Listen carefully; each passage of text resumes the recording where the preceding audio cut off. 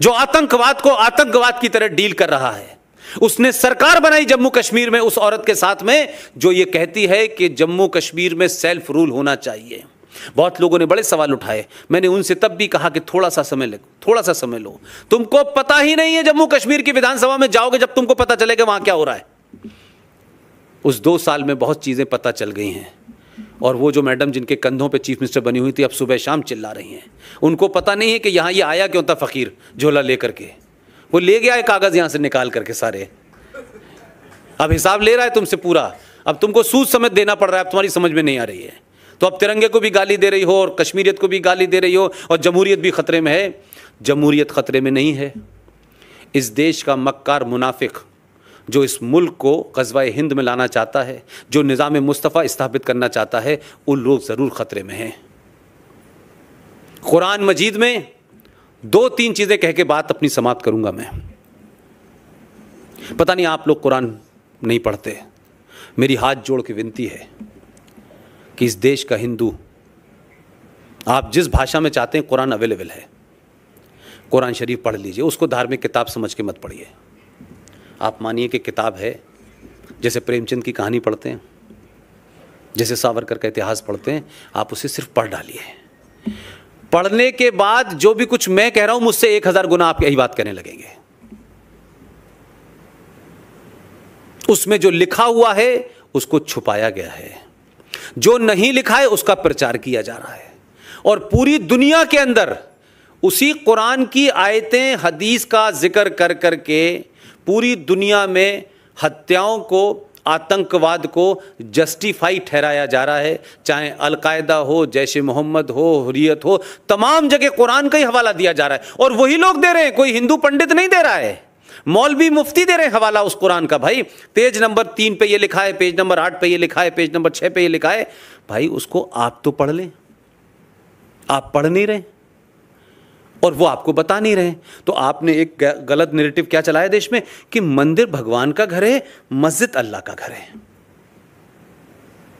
तो अभी आपकी सुप्रीम कोर्ट ने फैसला दिया है फैसला सुप्रीम कोर्ट ने मस्जिद पे। सुप्रीम कोर्ट ने कहा कि मस्जिद इस्लाम का हिस्सा नहीं है। अब बहुत सारे लोगों को बहुत सारी बातें नहीं पता होती। सडनली लोगों को लगा कि दीपक मिश्रा को कैसे पता चल गया, लेकिन वो जो आपने जिसको बटन दबा के भेजा है उसने एक बड़ा अच्छा काम किया। लोग कह रहे थे देखिए साहब वो सऊदी अरब भी जा रहा है, यहाँ भी जा रहा है, मंदिर में जा रहा है, मस्जिद में जा रहा है। मक्का के इमाम से एक पर्ची लेके आ गया था वो आदमी। उनसे पूछा कि ये बताइए कि जो मोहम्मद साहब ने मस्जिद बनाई थी वो कहाँ है? तो वो तो तोड़ दी गई, उस मस्जिद का तो कहीं जिक्र नहीं है। और मस्जिद जो है कोई अल्लाह के घर तो हो नहीं सकता, क्योंकि अल्लाह तो आदर्श है। कम्युनिटी सेंटर का कंसेप्ट है कि जब तिजारत होती थी, मोहम्मद साहब की पहली पत्नी बड़ी व्यापारी थी, खतीजा उनका नाम था। उनके यहाँ से सामान आता था हिंदुस्तान, 6 महीने बाद वापस जाता था। तो उस ज़माने पे लोग ऊँटों पे सवारी करते थे, जाते थे। एक बड़ा सा कम्युनिटी हॉल था, वहाँ लोग सो जाते थे, नहाते थे, धोते थे और उठ के वहीं नमाज़ पढ़ लेते थे। तो वो कम्युनिटी सेंटर होता था। कोई अल्लाह का घर, कोई पवित्र जगह, कोई ऐसी जगह कि जो कहीं तोड़ दी जाएगी तो उस पर बवाल मच जाएगा, ये नहीं था। जो हमारे साहब जब वहाँ गए तो मक्का के उससे 2 पर्ची लिखवा के लाए कि भाई ये बताएं ये क्या है। वो उन्होंने जाके अपने आदमी के थ्रू, जहाँ से सरकार के थ्रू उन्होंने पहुँचा दी दीपक मिश्रा के पास। तो जो मुसलमान जब गए थे बहुत चिल्ला चिल्ला के, कैसे आप कह सकते हैं साहब कि मस्जिद अल्लाह का घर नहीं है, कुरान में लिखा है और इसमें लिखा है, फलाना लिखा है, खूब चिल्लाया। दीपक मिश्रा ने पर्ची निकाली और दिखा के बताओ मक्का के बड़े इमाम से ज़्यादा बड़े इमाम हो तुम क्या? एक नहीं बोला, बोले नहीं नहीं नहीं वो ऐसा नहीं था साहब, वो ऐसा हो गया होगा, फलाना हो गया। उसके बाद कोई रिव्यू पिटीशन नहीं आई। लेकिन ये साबित हो गया इस देश में कि 70 साल से मस्जिद के नाम पे आपको लूटा गया, डराया गया। जब मस्जिद पवित्र ही नहीं है, मस्जिद इस्लाम का हिस्सा ही नहीं है, तो वो तो एक रेस्टोरेंट है जैसे इस्लाम वहाँ सऊदी अरब में तोड़ दिया जाता है। रोज मस्जिदें टूटती हैं वहाँ पे, मस्जिद का कोई कंसेप्ट ही नहीं है।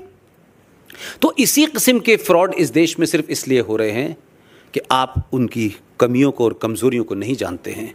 और वो आपको डरा डरा के बाबरी मस्जिद के बारे में कहने लगे कि साहब ये मस्जिद शहीद हो गई है, आपने काशी में क्या किया है, आपने मथुरा में क्या किया है। तो मैं इस समाज से पूछता हूँ भाई कि क्यों आपने ठेका ले रखा है क्या, कि आपका ही सारा इस बात का ठेका है कि जब तक कोर्ट कुछ नहीं कहेगी तब तक आप कुछ नहीं करेंगे। भाई जब ये साबित हो गया कि मस्जिद जो है इस्लाम का हिस्सा ही नहीं है, मस्जिद इज लाइक ए रेस्टोरेंट, आज है तोड़ दीजिए, कल दूसरा बना लीजिए, ना उसमें अल्लाह की स्थापना होती क्योंकि अल्लाह हो नहीं सकते, ना उसमें कुरान रखा जाता, नमाज पढ़ने की जगह है, नमाज तो आप जो है सड़कों पे भी पढ़ रहे हैं। तो भाई मथुरा की मस्जिद का या काशी की मस्जिद का इंतजार क्यों कर रहे हैं? कोर्ट कहेगी कैसे तोड़िए? अरे आपके घर में किसी ने इंक्रोचमेंट किया है, हटा दीजिए, खत्म करिए बात। आप इतना लंबा पकड़ा क्यों करना चाहते हैं भाई? क्या बाबरी मस्जिद आपने कोर्ट से लिखवा के ले गए थे क्या अडवाणी जी, क्या आज हम तोड़ने जा रहे हैं लीगली? अरे वो चली गई, कस्सा खत्म हो गया। अब तो ये तय हो रहा है कि मंदिर कब बनना है, इतने तो तय होना है। तो मैं कह रहा हूं कि चीजों को समझने की कोशिश कीजिए। मेरे जीते जी एक फैसला और आएगा, मैंने अभी कुछ उस पर किया नहीं है, अभी कुछ नहीं किया है मैंने। एक फैसला जरूर आएगा कि जो कब्रिस्तान है ना, ये भी इस्लाम में हराम है। और ये मैं नहीं कह रहा, ठीक है कि मक्का के इमाम की पर्ची लाए थे, लेकिन मैंने भी बहुत कुरान इतनी पढ़ लिया, इमाम लायक तो पढ़ ही लिया मैंने भी। मैं भी बता दूंगा कहाँ है। इस्लाम के अंदर जिन साहब की मौत हो जाती है उनको ज़मीन में दफनाने का रिवाज है। उसके ऊपर मट्टी डालने के बाद उस पर ईंट लगा करके ये सब बनाने का रिवाज नहीं है। मट्टी डाल देते हैं, समय के बाद वो फिर समतल हो जाती है, फिर जीवन वैसे ही चलने लगता है। लेकिन भारत में अजीब व गरीब हमारे यहाँ सियासत है। मैं आजमगढ़ में था, वहाँ पे जब मैं गया तो मैंने पूछा लोगों से कि भाई ये तो बताओ यार, ये क्या चक्कर है कि कब्रिस्तान की बाउंड्री वॉल बनने के लिए तुमने कहा है कि 400 करोड़ रुपए की मुसलमानों ने डिमांड की है, और मुलायम सिंह कह रहा है कि हम 400 रुपये आपको कब्रिस्तान की बाउंड्री बनाने के लिए देंगे। मैं लेट तो नहीं रहा? मैंने कहा भाई थोड़ा सा कॉमन सेंस तो इस्तेमाल करो यार। जो कब्रिस्तान में सो रहा है वो बेचारा सड़क पे आ नहीं सकता, और सड़क वाले की कोई ख्वाहिश नहीं कि इधर चला जाए। तो भाई ये 400 करोड़ रुपए क्यों खर्च कर रहे हो? कोई ख्वाहिश नहीं किसी की, कितनी भी आप लालच देंगे तब भी उधर नहीं जाना चाहता वो, लेकिन हम दीवार बनाने पे तुले हुए। तो हमको नहीं पता है चीज़ों का, लिहाजा हमको ब्लैकमेल हो रहे हैं। इसलिए ये जो आप आतंकवाद देख रहे हैं, ये एक ड्राइव है, ये एक धर्म का हिस्सा है, ये कुछ लोगों का दिमागी फितूल नहीं है, ये उसी से ड्राइव होता है। और वो किताब इस बात की इजाज़त देती है कि एक पन्ने पे वो किताब के आप जाएं तो वो लिखती है कि एक किसी आदमी का कत्ल पूरी इंसानियत का कत्ल है। राइट? हमको लगता है बहुत अच्छी बात है। हम फिर 5वें पन्ने के बाद 8वें पन्ने पे भी तो जाके देखें क्या लिखा है। वो कहता है कि जो तुम्हारे नबी को नहीं मानता उसको समझाओ, उसको पुचकारो, और अपने नबी की अच्छी अच्छी बातें बताओ। वो अगर तब भी ना माने तो उसका कत्ल वाजिब है भाई। यहां तो एक को मारने की बात कर रहे थे, वहां तुम कह रहे हो सबको मारो। तो ये क्या कंट्राडिक्शन है, इसको समझने की कोशिश कीजिए।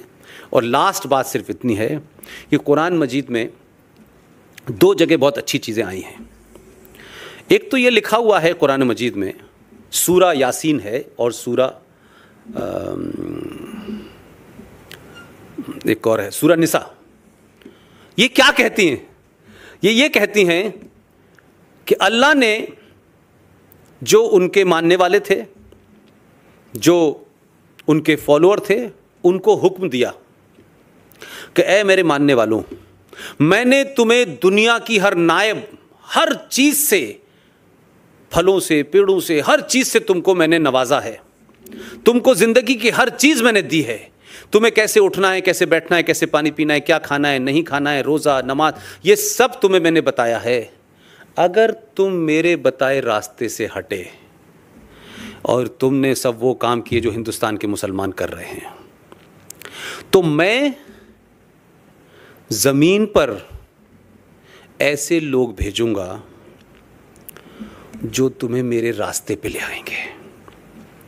अल्लाह ने यह नहीं कहा था कि 2014 में नहीं भेजूंगा, ये कतई नहीं कहा था अल्लाह ने, कतई नहीं कहा था अल्लाह ने, लेकिन कहा था कि 1,24,000 पैगंबर इस धरती पे आएंगे, आते रहेंगे, जब तक ये कायनात जिंदा है, जब तक ये धरती के ऊपर लोग रहेंगे। ऐसे लोग आएंगे, अलग अलग शक्लों में आएंगे, अलग अलग भाषाओं में, अलग अलग जगह आएंगे। लेकिन मुसलमानों की गलतफहमी यह है कि उन्हें लगता है कि जो आएगा वो दाढ़ी वाला होगा, गोल टोपी लगाएगा असदुद्दीन की तरह, छोटे भाई का पजामा पहनेगा, बड़े भाई का कुर्ता पहनेगा, और वही आएगा।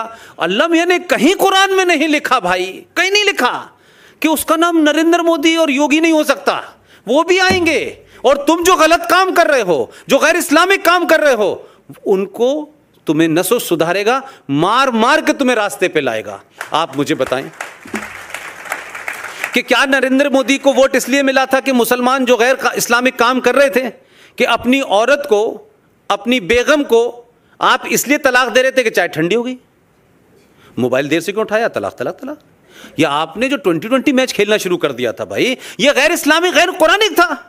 लेकिन पूरे हिंदुस्तान में मुझे एक कोई घटना बता दीजिए, कोई 30-35 करोड़ मुसलमान है और दूसरा आदमी कुरान शरीफ लेके साथ में चलता है सुबह से लेकर शाम तक, छोटी छोटी बात पे इस्लाम खतरे में है, इस्लाम के साथ ये हो रहा है, फलाना हो रहा है। आप उससे पूछो भाई कि तुम इतने अगर ईमानदार थे तो तुम्हारे अंदर इस बात की जुर्रत क्यों नहीं हुई जो तुम सुबह से लेकर शाम तक कुरान शरीफ की बात करते हो, खड़े होते और अपने लोगों से कहते कि मुसलमानों, ये जो तलाक बिद्दत है, जो एक बार में तुम तलाक दे देते हो लड़की को और घर से निकाल देते हो और फिर कहते हो सड़क पे घूमने लगती है और बच्चों को लेके खड़ी हो जाती है और तुम्हारी कोई जिम्मेदारी नहीं होती, तुम ये गैर इस्लामिक काम क्यों कर रहे हो भाई? किसी सेकुलर लीडर ने नहीं कहा, किसी मुसलमान लीडर ने नहीं कहा। एक ही पैगंबर आया था, उसने कहा नहीं नहीं मैं इनको ठीक करूंगा, और उनका नहीं नहीं ये गलत कर रहे हो तुम, ये मैं नहीं दूं, तो उसके पीछे पड़ गए। यानी ये इस लिमिट पे पहुंच चुके हैं कि अल्लाह भी अब इनसे डरता होगा कि इन बेवकूफों को समझाने के लिए मैंने एक आदमी भेजा है, ये उसके खिलाफ हो गए। वो भी डरता होगा यार कि ये तो इतने बेहया बेशरम हो चुके हैं, अब इनके लिए कुछ और भेजना पड़ेगा। तो उन्होंने उत्तर प्रदेश में कहा योगी को भेजो यार, यहां भी कुछ ठीक ठाक करो, यहां भी ज्यादा गड़बड़ है। तो मैं कुल मिला के ये बात इसलिए कह रहा हूं आपसे कि 1,24,000 पैगंबर आएंगे, ये कुरान में लिखा है, ये मैंने नहीं लिखा भाई। और उसमें साफ साफ लिखा है किस जबान में आएंगे, किस कपड़ों में आएंगे, किस भेष में आएंगे, आते रहेंगे। लेकिन वो 632 के बाद से तैयारी नहीं है मानने के लिए, बीच में बहुत आगे लेकिन फिर भी नहीं मान रहे। तो मेरा कहना सेंस ये है कि ये हिम्मत कम लोगों में होती है, ये गट्स बड़े कम लोगों में होते हैं। हम तमाम आरोप लगा करके उसको छोटा और बौना कर सकते हैं। इतिहास में बौने लोगों को बड़ा किया गया, और मैं समझता हूं कि आज सावरकर को लेकर के, आज स्वामी विवेकानंद को लेकर के, आज सुभाष चंद्र बोस को लेकर के, कहाँ ईस्ट और कहाँ वेस्ट, मेरे दो ही आइकॉन हैं।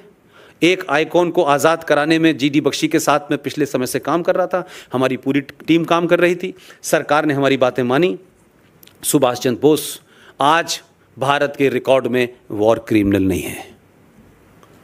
आज सुभाष चंद्र बोस को भारत के प्रधानमंत्री ने लाल किले पे जाकर 21 अक्टूबर 1943 में जो उन्होंने आज़ादी की घोषणा की थी, उसी दिन दोबारा लाल किले पे जाके झंडा फहराया। ये इस बात का सबूत है कि अब वो आइकॉन जिंदा होंगे और जो बौने थे उनको दफन किया जाएगा। That is my point. तो सावरकर के बारे में मेरी रंजीत भाई से भी बात हुई है कि जैसे शिवाजी को लेकर के आप किसी भी देश में कहीं चले जाएं, कोई ये नहीं कहता ये महाराष्ट्रियन है, कोई ये नहीं कहता, बड़ी ताकत के साथ, बड़े गर्व के साथ कहते हैं हम भी। मैं रंजीत जी, अगर कोई मुझे इसकी जिम्मेदारी सौंपेंगे, पूरी ईमानदारी से मैं कोशिश करूंगा आप सावरकर जी को ट्रांसलेट करें, दूसरी भाषाओं में करें और पूरे नॉर्थ में लेके जाएं। लोग इंतज़ार कर रहे हैं सावर साहब का। आपका बहुत बहुत शुक्रिया। Thank you very much.